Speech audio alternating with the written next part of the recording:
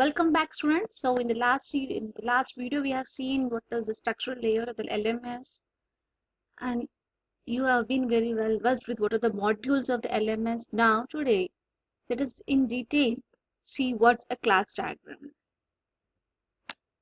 First, the learning objectives of the class diagram. At the end, students will be able to describe and develop a specific and logical static layout of a system, and also you will be able to develop and design your own class diagram for any type of your case study. You'll also be able to identify the various relationships between the attributes and the methods which are being defined in this class. So first of all, what is a class diagram? Class diagram has been defined in the software engineering terms that it's a type of a structural static layout which is used to describe the structure of a system. Okay, whether it's being in terms of a method or in terms of an attribute and in terms of some class. Here class is a layout which will have three things in it, or three elements called as the attribute, the operation, and the name itself. I also have the layout of the class. I'll just show you.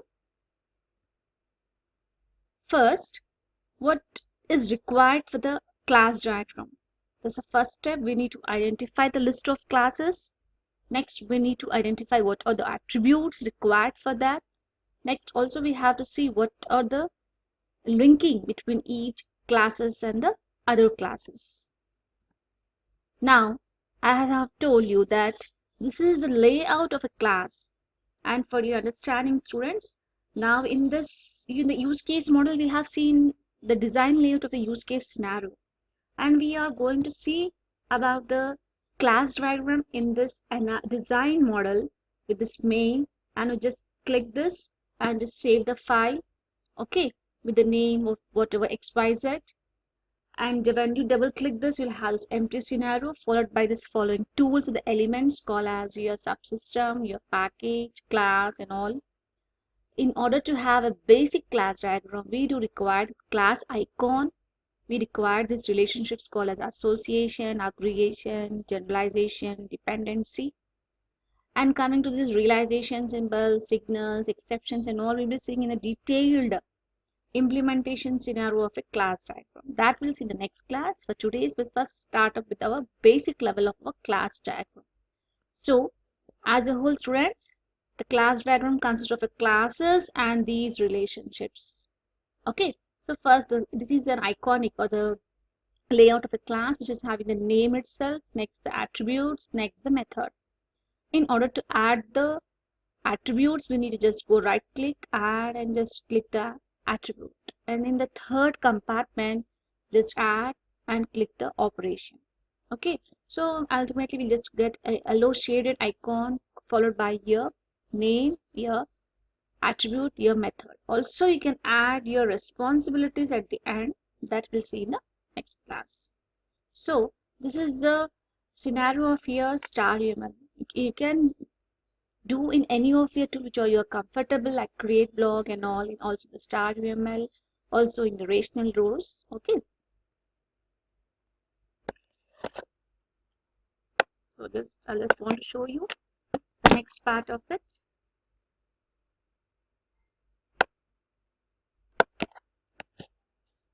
So this is the basic scenario of your file editing, just placing your thing. Next is how to draw a complete diagram. See, for your understanding, I just have a book class, next the librarian class, next your member, and all. See, in the last video we have seen the 4 modules called as your login, your student, your member. So, and the main basic thing, the basic requirement, the basic class in order to have a complete basic class diagram is your books as a whole. Next, your librarian part is also the main thing, and the member itself. So I have just placed these 3 main classes, your book, your librarian, and member, and also have been added these following attributes followed by operations. You can have many more attributes and operations like this. And see, this is an association part between your book and librarian. The book is, the librarian issues us the book, okay, and the member requests for the book. And also we have, whenever I just say the book, I can have many types called as your journals, your study materials, and all. So This is my various types of the books called as my journals, your study materials. And so whenever you have a specific types for any type of your class, and simply students just use the generalization relationship. Whenever you have a normal linking between the classes or a static linking, you have just association. Whenever you have a dependency without which this does not occur, means suppose in order to have the memory, the librarian member to use these books in the librarian facility of an LMS, the default or the very compulsory class is the ID card. So you can have an ID card dependency to this member. Okay. So, and this is we are having librarian attributes called as your name, password, and ID. And for the methods, we have search books, verify, issue the books, calculate the fine, calculate the bill, create the bill, return the books. Even the member is having its own ID. Yes, ID attributes means its own personal, its details, and the functions or the methods are in the third compartment, as you are seeing. Okay, so now and you are just seeing this right side all your the green things and all. You can also change the scenario, change the display part of this member. You by default you have the plus, and also can make it minus, hash, protected, and all. For that we'll have a complete assessment in the next class. So, and these are the member raise his pays the bill. Now for your next part, students, just try to finish off the complete details of the attributes and methods of the bill class and the transaction class. Means you need to identify what are the attributes and methods of the transaction class.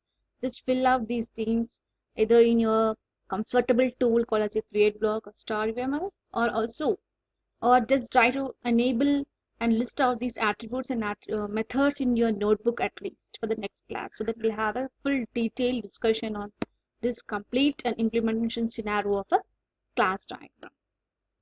Thank you. So what is the status of the library automation in the India? Is also maybe if you people find that very good enough.